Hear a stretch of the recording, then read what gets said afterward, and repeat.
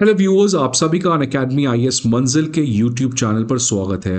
Aspirants, आप सभी को मैंने इस पर्टिकुलर चैनल के थ्रू इकोनॉमी के हर एक करंट अफेयर्स बताने का काम किया है, कर भी रहा हूँ, सो दैट जितने भी ऐसे सीरियस एस्पिरेंट्स हैं जो यूपीएससी प्रीलिम्स 2027 और 2028 के लिए फोकस कर रहे हैं, उनके लिए this particular channel must be one stop solution for every current affair related to economy.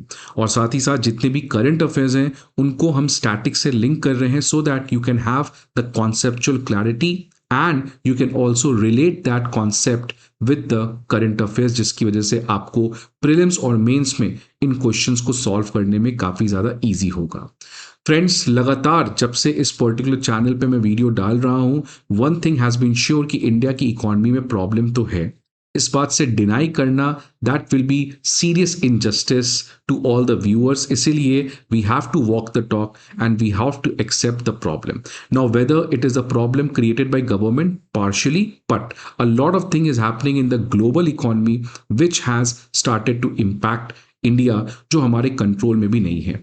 इसीलिए आज हमारी जो इकोनॉमी में एक फ्रेजिलिटी, एक वीकनेस देखने को मिल रही है, it is something of our own creation and something which has been unfortunately gifted to us by the things which is happening in the international economy such as the war in Middle east.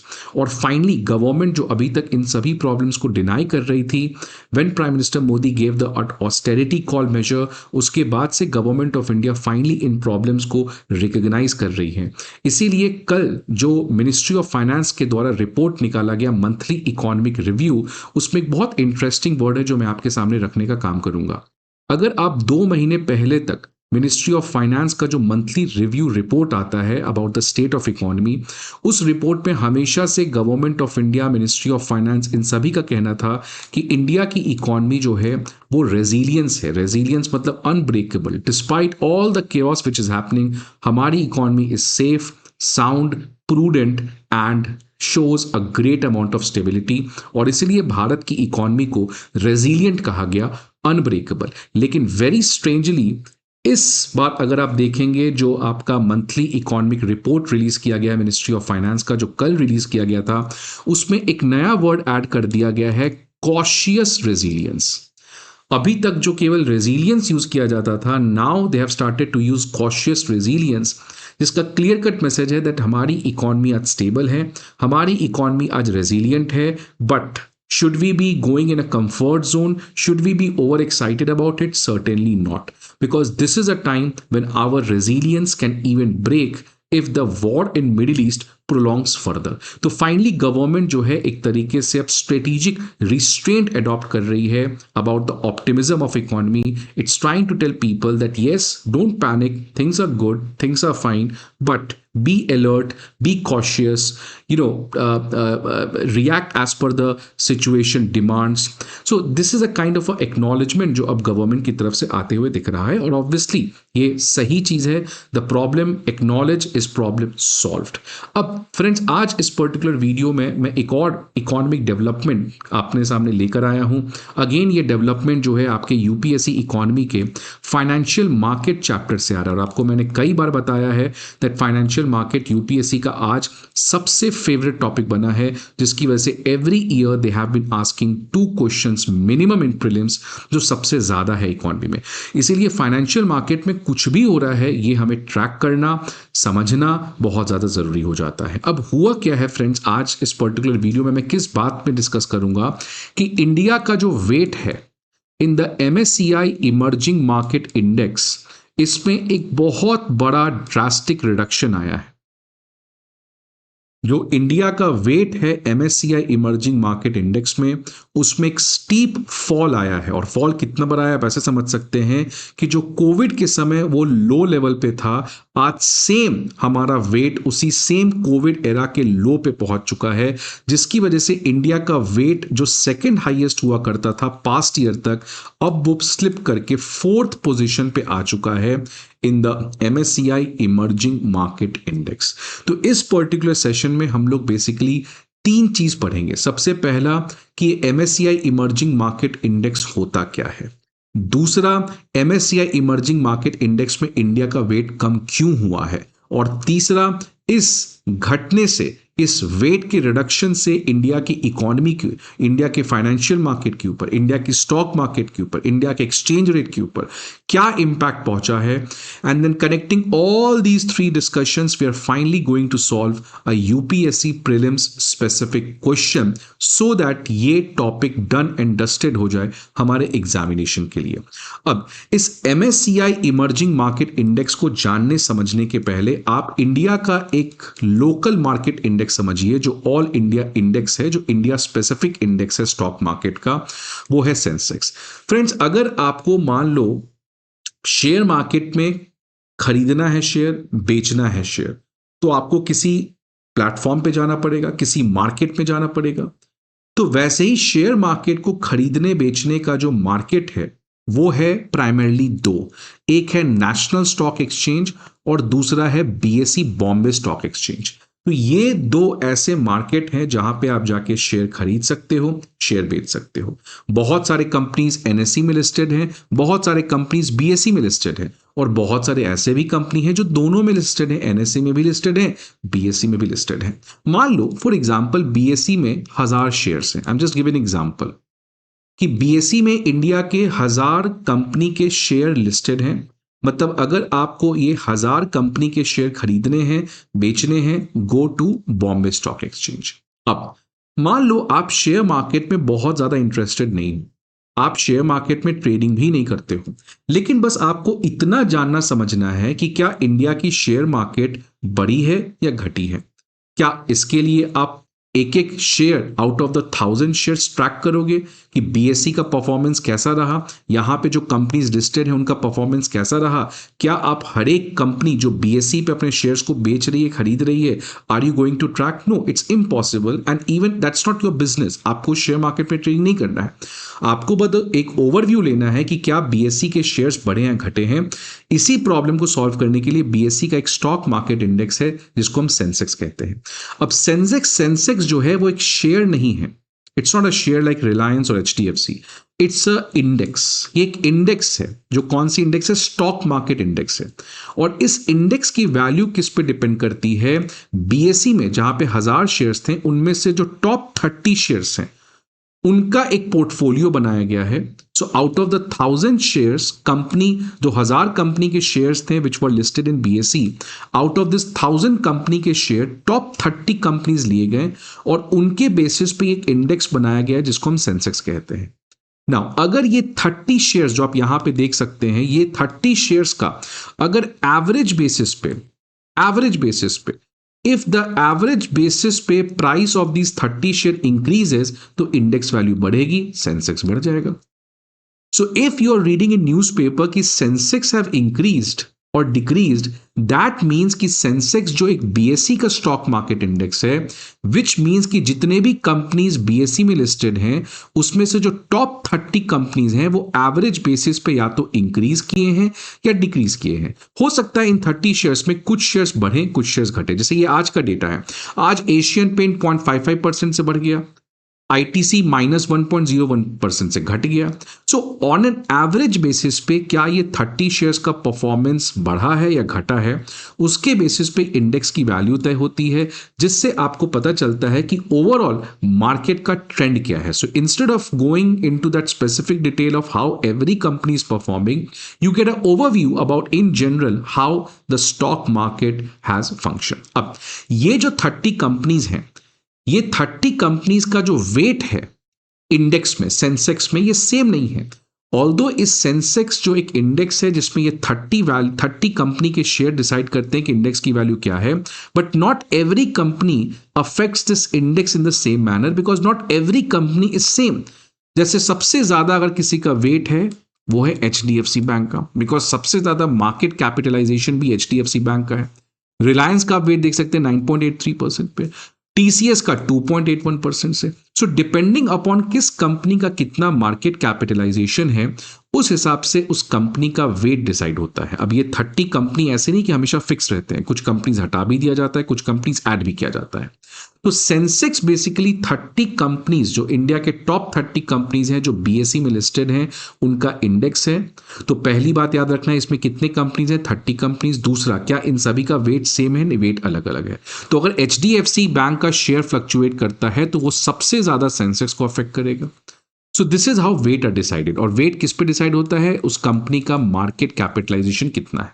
क्या ये 30 company के share जो selection है ये हमेशा same रहता है? No, some companies might be added, some companies might be deleted. अब let's come to this Axis Bank का, एक्सिस म्यूचुअल फंड का एक सेंसेक्स ईटीएफ आता है, सेंसेक्स एक्सचेंज ट्रेडेड फंड। अब ईटीएफ क्या है ये सब छोड़ो, आप, मैं आपको क्या समझाना चाह रहा हूं वो समझो कि एक्सिस म्यूचुअल फंड का एक ईटीएफ है, एक्सचेंज ट्रेडेड फंड सेंसेक्स।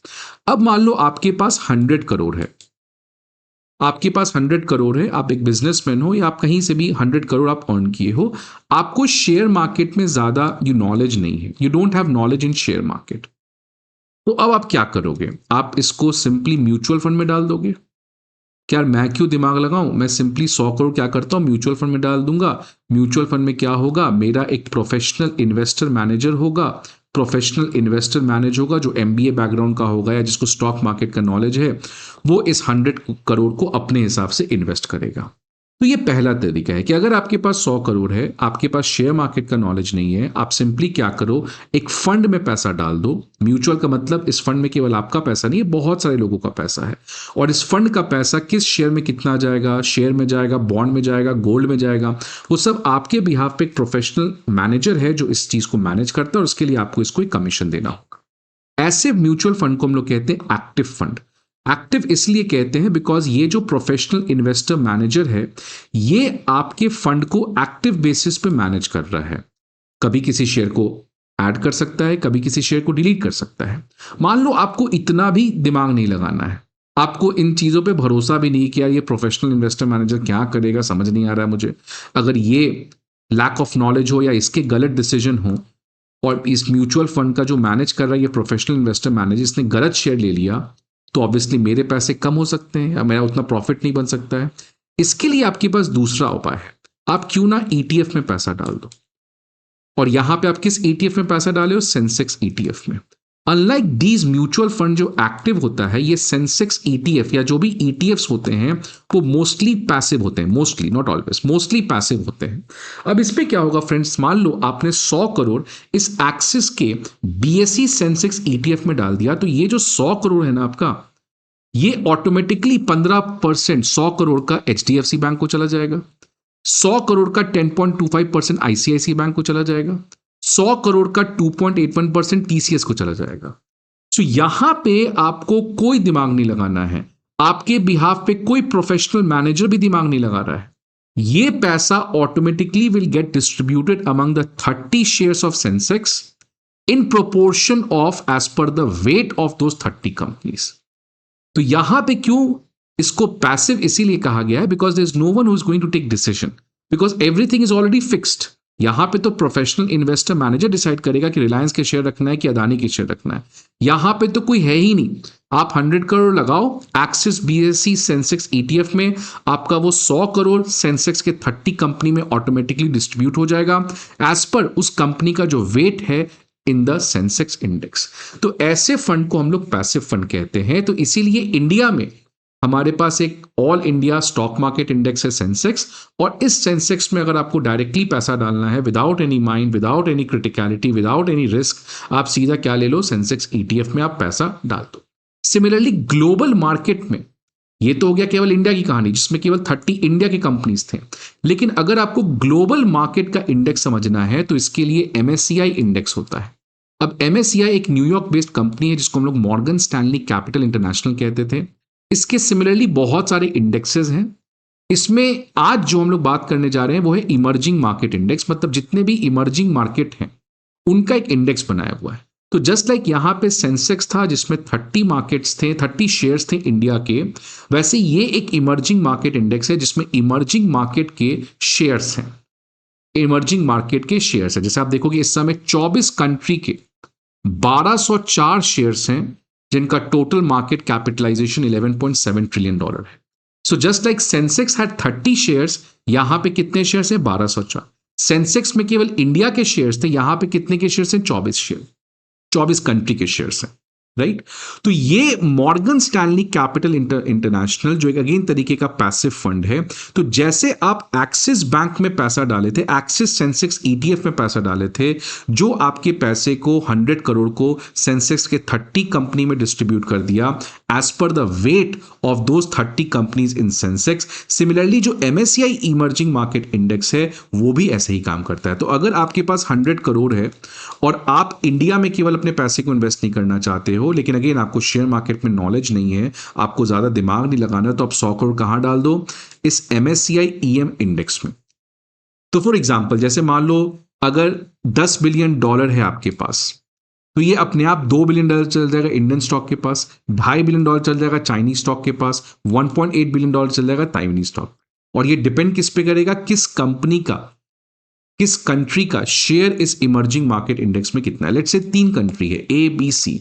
ए का इस इंडेक्स में शेयर है 30%, इसका है 40% और इसका है 30%। अब जैसे ही आपने 100 करोड़ इन्वेस्ट कर दिया इस एमएससीआई इमर्जिंग मार्केट इंडेक्स में, so automatically the 30 crore will go to country A, 40 crore will go to country B, 30 crore will go to country C. अब कंट्री ए में किस शेयर के पास जाएगा? तो इसमें ऑलरेडी उन शेयर्स का नाम मेंशन है। तो ये जो एमएससीआई इमर्जिंग मार्केट इंडेक्स है, इसमें पहला चीज क्या मिलेगा आपको कि कुछ कंट्रीज को फिक्स कर लिया गया है। फॉर एग्जांपल यहां पे कितने कंट्रीज हैं? 24 कंट्री। अब उन 24 कंट्री में क्या हर एक कंपनी में हमें पैसा डालना है? नो। इस 24 कंट्री में टोटल मिलाकर 1204 शेयर्स हैं। उन शेयर्स का अगेन वेटेज है, किसी कंपनी का वेट 5% हो सकता है, 6% हो सकता है। So the moment you put 100 crore in this MSCI emerging index, आपका 100 करोड़ इन 24 कंट्रीज में चला जाएगा। किस कंट्री में कितना जाएगा? डिपेंडिंग अपॉन उस कंट्री में कितने शेयर्स हैं और उन शेयर्स का टोटल वेट कितना है। फॉर एग्जाम्पल आप देख सकते हो एमएससीआई में सबसे ज्यादा वेट अगर किसी का है तो वो ताइवान का है। अगर मैं ताइवान को आपको स्पेसिफिक वेट बताऊं तो लगभग 25% वेट है। तो अगर आपने 100 करोड़ डाला तो 100 करोड़ में से 25 करोड़ कहां चला गया? ताइवान में। ताइवान में ये 25 करोड़ कहां लगेगा? तो डिपेंडिंग अपन किस कंपनी के शेयर्स ताइवान के इस इमर्जिंग मार्केट इंडेक्स में है। फॉर एग्जांपल एक ताइवान की जो बहुत बड़ी कंपनी जो सेमीकंडक्टर जायंट है टीएसएमसी, उसका अकेले शेयर लगभग 12% है। तो if you invest 100 crore, 25 crore goes to Taiwan stock market, इस 25 करोड़ में 12 crore will go to TSMC. So MSCI emerging market index world का एक सबसे इंपॉर्टेंट इंडेक्स है जो पैसिव फंड की तरह काम करता है, एक्टिव नहीं है, बिकॉज यहां पे अगेन आपको डिसीजन नहीं लेना है। ये सारा इंडेक्स फिक्स्ड है, आपका पैसा इस तरीके से डिस्ट्रीब्यूट हो जाएगा। अब देखिए इसमें क्यों इंपॉर्टेंट होता है? इसलिए इंपॉर्टेंट होता है कि अगर इंडिया का वेट इस इंडेक्स में आउट ऑफ द 24 कंट्रीज जो हैं, अगर इंडिया का वेट इस इंडेक्स में बढ़ता है तो क्या होगा? ऑब्वियसली समझ लीजिए कि पहले मान लो इंडिया का वेट था 10%, अब वो इंक्रीज हो गया 20% पे, विच मीन्स कि अगर कोई फॉरेनर 100 करोड़ का इन्वेस्टमेंट कर रहा है इस एमएससीआई इमर्जिंग मार्केट में, तो पहले इंडिया में 10 करोड़ आ रहा था, अब कितना आएगा? 20 crore, which means foreign capital will significantly increase. India के स्टॉक प्राइसेस बढ़ जाएंगे बिकॉज इंडिया में ज्यादा पैसा फॉरेन पोर्टफोलियो इन्वेस्टर्स का आएगा। और साथ ही साथ जब फॉरेन इनफ्लो होता है तो क्या होगा? हमारा रूपी क्या होगा? एप्रिसिएशन भी होगा। सो इसलिए वेनेवर इंडिया की वेट इस इंडेक्स में बढ़ती है तो ये सारे पॉजिटिव आउटकम्स आते हैं। लेकिन अभी क्या हुआ कि एमएससीआई इमर्जिंग मार्केट का जो इंडेक्स है उसको रीबैलेंस किया गया, रीएडजस्ट किया गया as per the current reality, as per the company का मार्केट कैप आज कितना है।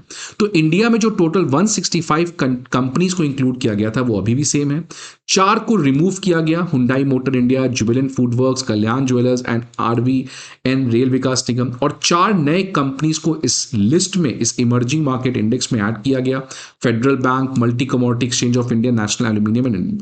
तो क्वांटिटेटिव में तो कोई चेंज नहीं हुआ, लेकिन सबसे बड़ा जो प्रॉब्लम आया वो वेट में, कि पहले इंडिया का जो वेट था इस इमर्जिंग मार्केट इंडेक्स में वो 21% था सितंबर 2024 में, जो आज अपने हाफ पे आ चुका है, लगभग 11.94% पे। फर्स्ट पे आ चुका ताइवान 25%, सेकेंड पे आ गया चाइना, थर्ड पे आ गया कोरिया, और इंडिया जो एक जमाने में सेकेंड पे था अब वो आ गया है फोर्थ क्यू। सो ऑब्वियसली पहले अगर 100 करोड़ का 21 crore was coming into India, in India's 165 companies, now only 11.94 crore is going to come into India. That clearly means कि foreign inflow जो है उसमें ड्रास्टिक रिडक्शन मिलेगा। और इसका सिंपल रीजन है कि आज इंडिया के जो कंपनीज हैं उसमें कोई बहुत बड़ा अचीवमेंट नहीं आ रहा है, because we are completely not able to cope up in AI and semiconductor related company such as TSMC, Samsung electronic और SK हाइनिक्स। आज इंडिया की जो मार्केट है उसमें अभी भी वही कंपनी है जो financial, consumer goods, IT services बना रहे हैं। आज हमारा जो एक लेवरेज है, इन्फ्लुएंस है AI लेड वर्ल्ड में, वो बहुत ही कम हो चुका है। इनफैक्ट मैं एक डेटा बताऊं कि इंडिया का जो टोटल इस MSCI इमर्जिंग मार्केट इंडेक्स में शेयर है वो 12% है। इंडिया के जो दो सबसे बड़े कंपनी है रिलायंस और HDFC बैंक, इन दोनों का शेयर का वेट अगर मिला भी दो तो इन दोनों का वेट मिला के भी 2% से कम है इस 12% में। लेकिन आप देखो ताइवान की एक सिंगल कंपनी जिसका नाम है TSMC, इसका अकेले वेट MSCI EM इंडेक्स में 12.5 है। ऑल्दो ताइवान का कितना शेयर है 25%, इस 25% शेयर में अकेले 12.5% TSMC का है, which is more than India. कि इंडिया के 165 कंपनी का वेट 12% है, ताइवान की एक कंपनी का वेट 12.5% है। सिमिलरली सैमसंग का 4.7 है, चाइना का Tencent holdings and Alibaba together 6.7.8 है। मतलब ये क्लियरली दिख रहा है कि गैप कितना बड़ा हो रहा है। India being a big country, India की बहुत बड़ी बहुत ज्यादा कंपनीज हैं, बहुत ज्यादा शेयर्स हैं, बट डिस्पाइट हैविंग 165 कंपनीज हमारा वेट मात्र 12% है। और ताइवान का अकेले TSMC कंपनी 12.5% है, विच क्लियरली शोज कि इस पूरे AI बूम में इंडिया की stock market is failing day by day, time and again. और इनफैक्ट कुछ दिन पहले एक और खबर आई थी जहां पे ताइवान ने इंडिया को ओवरटेक कर दिया as a world's 5th largest stock market. तो इसलिए इस MSCI इमर्जिंग मार्केट के रीबैलेंसिंग से आप देख सकते हैं, आज की खबर है कि मई में अगेन 33,000 करोड़ का विड्रॉल हुआ है इंडिया के स्टॉक मार्केट से फॉरेन इन्वेस्टर्स का, जिसकी वजह से जो टोटल बाहर पैसा निकला है दैट इज 2.25 लाख करोड़। अगर पिछले 12 महीना का डेटा देखें तो 1.5 लाख करोड़ फॉरेन इन्वेस्टर्स ने इंडिया से पैसा निकाला था, which has now increase to a exponential, substantial, humongous 2.25 lakh crore, which clearly shows that foreigners का एक great exit हो रहा है। और मैंने कल ही बताया था वीडियो की बैलेंस ऑफ पेमेंट हमारा जो है वो सेकेंड ईयर डेफिसिट में रहा है। फ्रेंड्स, एस्पिरेंट्स, अब UPSC प्रीलिम्स के लिए क्वेश्चन देख लेते हैं, कनेक्टिंग ऑल द डॉट्स। तो MSCI इमर्जिंग मार्केट इंडेक्स, सबसे पहला India is included, yes India इस मार्केट इंडेक्स में हुआ है। The index is used by several global investors as a benchmark for allocating investors across emerging market economy। सही बात है, जो भी पैसिव इन्वेस्टर्स हैं वो इस MSCI इंडेक्स के हिसाब से अपने पोर्टफोलियो को एलोकेट कर सकते हैं in those 24 countries, in those 1200 plus companies. A rise in India's weight in MSCI index can potentially lead to higher portfolio inflow। सही बात है कि अगर इंडिया का वेट इस इंडेक्स में बढ़ता है तो फॉरेन पोर्टफोलियो हमारा क्या हो जाएगा, बढ़ जाएगा। तो इसका आंसर ऑब्वियसली क्या होगा, डी होगा। तो ऐसे क्वेश्चंस UPSC में काफी कॉमन रहे हैं, इसलिए मैंने आपको यहाँ पे देने का काम किया है। सो अब इस वीडियो के बाद आपको 3 चीजों के ऊपर नोट्स बनाना है। सबसे पहला A, what is this index, B, why this index matters to India, C, what is the current affairs। तो करंट अफेयर्स में इंडिया का इंडेक्स कम हुआ है, क्यों कम हुआ है, ये कंप्लीट AI बूम जो आज स्टॉक मार्केट को ड्राइव कर रहा है उसमें India has very negligible role to play. So I hope आपको ये वीडियो अच्छा लगा हो, समझ में आया हो। See you again some other interesting video, till then goodbye and take care.